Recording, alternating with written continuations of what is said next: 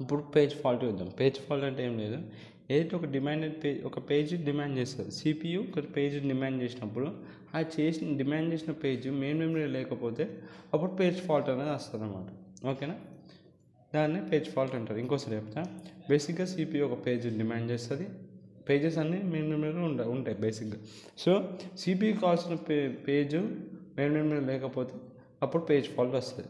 So ఇప్పుడు అట్లా page fault వచ్చినాకనే ఎలా హ్యాండిల్ చేస్తాం ఆపరేటింగ్ సిస్టమ్, ఎలా హ్యాండిల్ చేస్తుంది ఆపరేటింగ్ సిస్టమ్ అనేది చూద్దాం. ఫస్ట్ ఆపరేటింగ్ సిస్టమ్ ఏం చేస్తుంది అంటే పీసీబీని చూస్తుంది. పీసీబీ అంటే ప్రాసెస్ కంట్రోల్ భాగం చూస్తుంది. ఏమని చెక్ చేస్తుంది అంటే వాడు ఇన్వాలిడ్ రిఫరెన్సా, నిజంగానే పేజ్ సిపి అడుగుతున్న పేజ్ నిజంగానే ఉందా లేదా పేజ్ టేబుల్ అని ఫస్ట్ చెక్ చేసుకుంటారు, లేకపోతే అబౌట్ పై చేస్తారు అనమాట. తర్వాత ఒకవేళ లేకపోతే నిజంగానే వాళ్ళు చెప్పినట్టు సిపి అడిగిన పేజ్ మెయిన్ మెమరీలో లేదనుకున్నాకో అప్పుడు ఏం చేస్తుంది ఆపరేటింగ్ సిస్టమ్, ఏదైతే సెకండ్ మెమరీలో ఉంటుంది ఆ పేజ్, ఆ సెకండ్ మెమరీ నుంచి మళ్ళీ స్వాప్ చేసేసి మెయిన్ మెమరీలోకి తీసుకొస్తుంది. అది ఆపరేటింగ్ సిస్టమ్ బాధ్యత. తర్వాత ఒక గెట్ సెకండ్ స్టెప్ ఏంటిది, గెట్ అండ్ ఎంప్టీ ఫ్రేమ్ చెప్పి స్వాప్ చేస్తుంది. ఎక్కడ మనకు కావాల్సిన పేజ్ అన్నీ ఒక మెయిన్ మెమరీ లేకపోతే ఎక్కడ ఉంటుంది, సెకండ్ మెమరీలోనే ఉంటుంది. సో సెకండ్ మెమరీలోకి వెళ్ళి swap page into the frame via disk operation. So disk operation వాడి కావాల్సిన పేజ్ని స్వాప్ చేస్తుంది. తర్వాత రీసెట్ ఒక్కసారి మెయిన్ మెమరీకి వచ్చినాకనే పేజ్ టేబుల్లో అప్డేట్ చేస్తుంది. పేజ్ టేబుల్లో అప్డేట్ చేసినాక మళ్ళీ ఇంకోసారి సిపియూకి పంపుతుంది. సరే ఇంకోసారి చెక్ చేసుకో, ఇప్పుడు ఈసారి ఉంటుందని. సో సిపియూ చెక్ చేస్తుంది, ఈసారి ఉంటుంది, దానికి కావాల్సిన ఆపరేషన్ తీసుకుంటుంది. సో ఇప్పుడు డయాగ్రామేటిక్గా చూద్దాం, చూడండి మీకు అర్థమవుతుంది. ఫస్ట్ ఒక సిపియూ అనుకున్నాం, సిపియూకి ఒక ఎం అనే ఒక పేజ్ కావాలి. సో ఏం చేస్తుంది, పేజ్ టేబుల్కి అడగాలి. ఇది సిపికి ఏం కావాలన్నా ఫస్ట్ పేజ్ టేబుల్కి పోయి అడుగుతుంది కావాల్సిన పేజ్. సో ఎం అనే పేజ్ నాకు కావాలని పేజ్ టేబుల్కి పోయి ఫస్ట్ నెంబర్ రిఫరెన్స్ని అడుగుతుంది.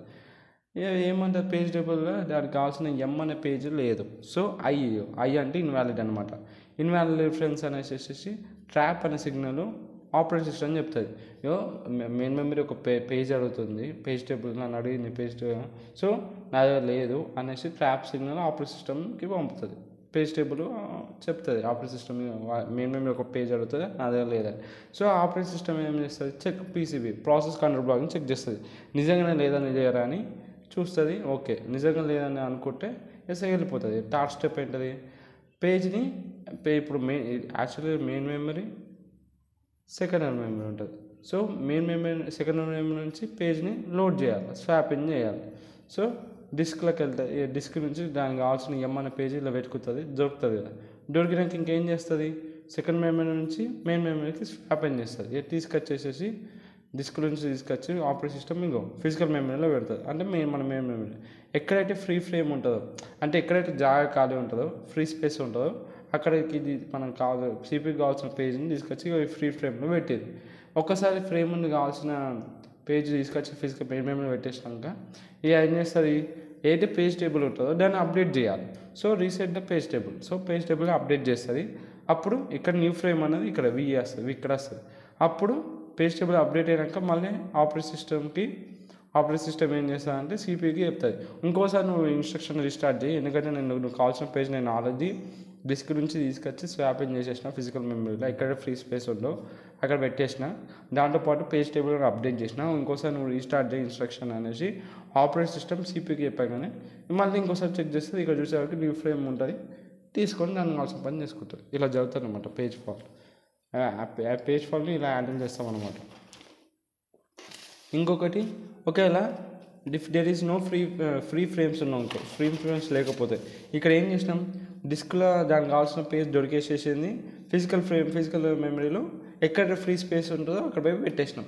ఇది జరిగింది. ఒకవేళ ఫ్రీ స్పేస్ లేకపోతే, అంటే ఫ్రీ స్పేస్ అన్న లేకపోతే ఫ్రీ ఫ్రేమ్ లేకపోతే అది తీసుకొచ్చి ఎక్కడ పెడతావు, అప్పుడే రెండు విధాలు తీసుకుంటాం. అక్కడ ఒక ఫ్రీ ఫ్రేమ్ లేకపోతే అప్పుడు ఏం చేస్తామంటే రెండు చేస్తాం. ఒకటి పేజ్ రిప్లేస్మెంట్ చేస్తాం. పేజ్ రిప్లేస్మెంట్ ఆల్గరిథమ్స్ వస్తాయి నెక్స్ట్ వీడియోస్లో.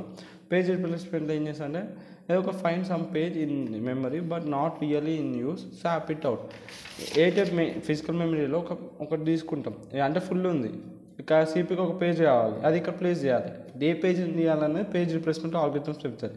సో ఏదైతే పేజ్ అవసరం లేదో, దానికి అవసరం లేదో, సో దాన్ని తీసి స్వాప్ అవుట్ చేసి సిపికి కావాల్సిన పేజ్ని స్వాప్ ఇన్ చేస్తాం, రిప్లేస్ చేస్తాం.